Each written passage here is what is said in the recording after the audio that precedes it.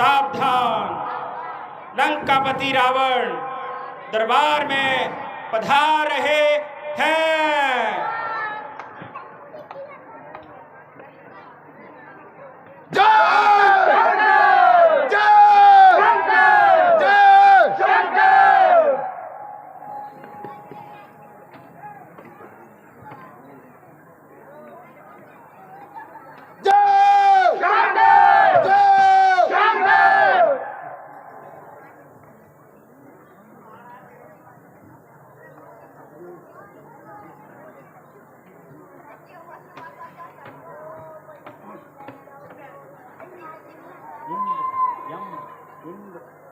इंद्र, यम, अग्नि, वरुण, ये सब मेरे दास की शक्ल में मेरे दरबार में खड़े रहते हैं।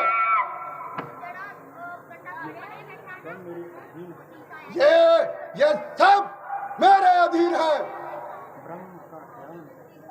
ब्रह्मा का ज्ञान, शंकर का तप, विष्णु का वैभव, सब मेरे आगे शक्तिहीन है।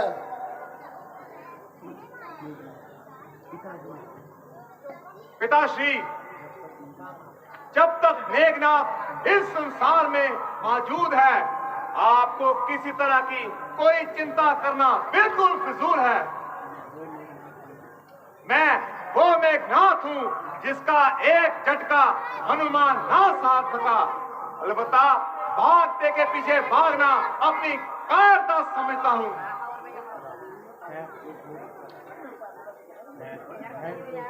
खैर, जो हुआ उस पर बात करना व्यर्थ है। भ्राता जी, सब सभासद आपसे डरते हैं और खुशामदाना बातें करते हैं। अग्नि और शत्रु को तुच्छ या कमजोर समझना अक्लमंदी नहीं। इसलिए मैं आपसे बार बार ताकीद करता हूँ कि जिस प्रकार भी हो सके युद्ध को टाले और अपने कुल को बर्बाद होने से बचा ले। बस दादा साहिब, बहुत हो चुका। ओ नासमझ गुस्ताख लड़के, तू इस तरह जुबान चला रहा है। पृथ्वी और आसमान को सिर पर उठा रहा है। माना कि तू यौवन में मगरूर है,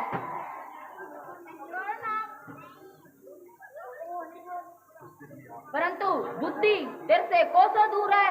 आज इतनी बहादुरी दिखा रहा है, कल कहाँ था तू जब वो अकेला हनुमान हजारों को मारकर निकल गया था?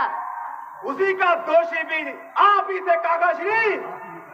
ना आप उनकी इस तरह इनायत करते और ना पिताजी उसको नजरे इनायत करते। शोक कि आप जैसे ना ही कुल में पैदा होते और ना ही हम इस दिन को देखते। बहन की नाक कट गई और आपको लज्जा नहीं आई। देखते हो भ्राता जी, ये क्या कह रहा है? जो कुछ कह रहा है मेघनाथ ठीक कह रहा है। तुम्हारी बातों में मुझे भी संदेह था।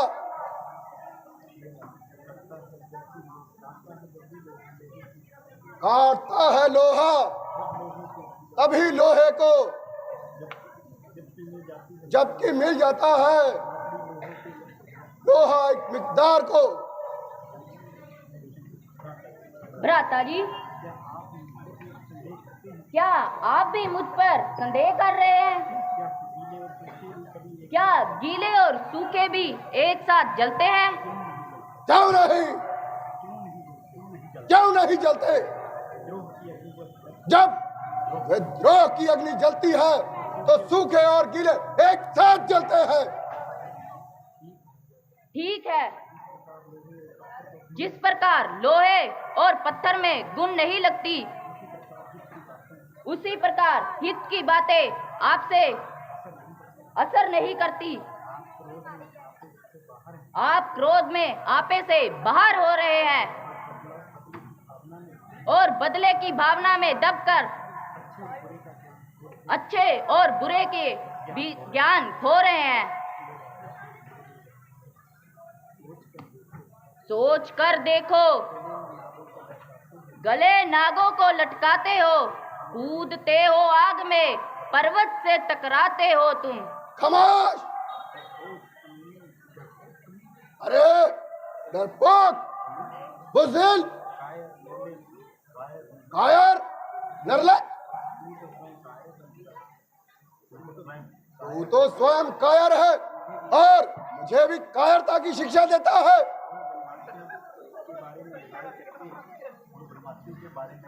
कौन दक्ष वनवासियों के बारे में बड़ाई करता है?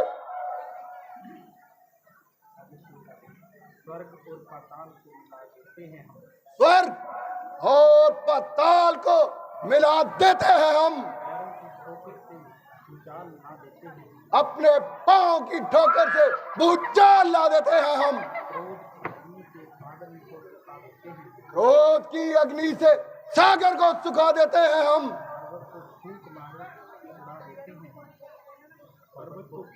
और पर्वत तक को हम फूंक मार के उड़ा देते हैं। इसलिए मैं डरता हूँ कि भाई साहब इस भक्ति और वैभव को मिट्टी में ना मिलने दें।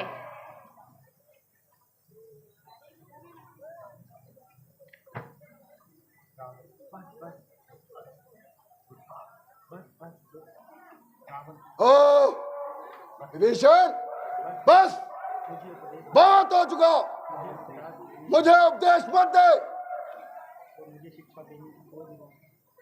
मुझे शिक्षा देने की कोई आवश्यकता नहीं।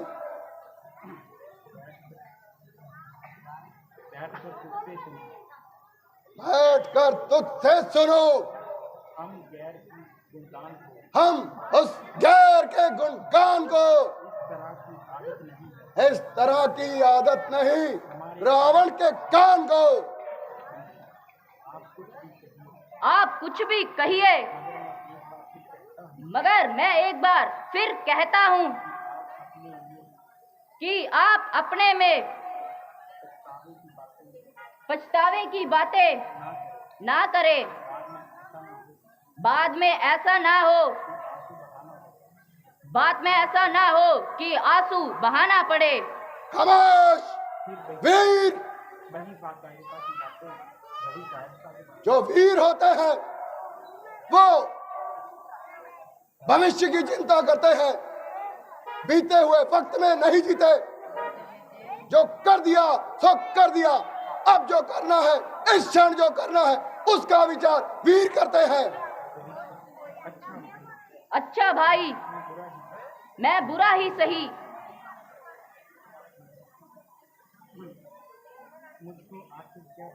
मुझको आखिर क्या पड़ी।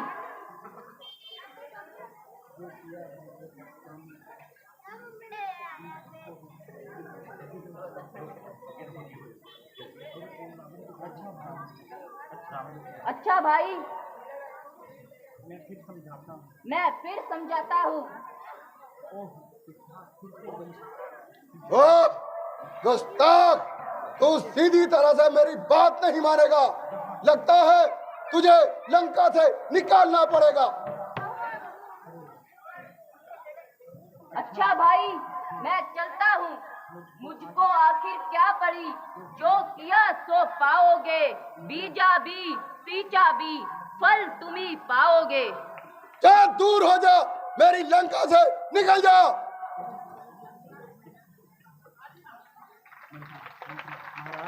महाराज, अब विभीषण सीधा शत्रु के पास जाएगा और हमारा वेद बताएगा। जाने दो, कोई परवाह नहीं। वीर ऐसी बातों से कब डरते हैं? शेर तो चोट खाकर और गरजते हैं। जय शंकर, जय शंकर, जय शंकर, जब भी देखे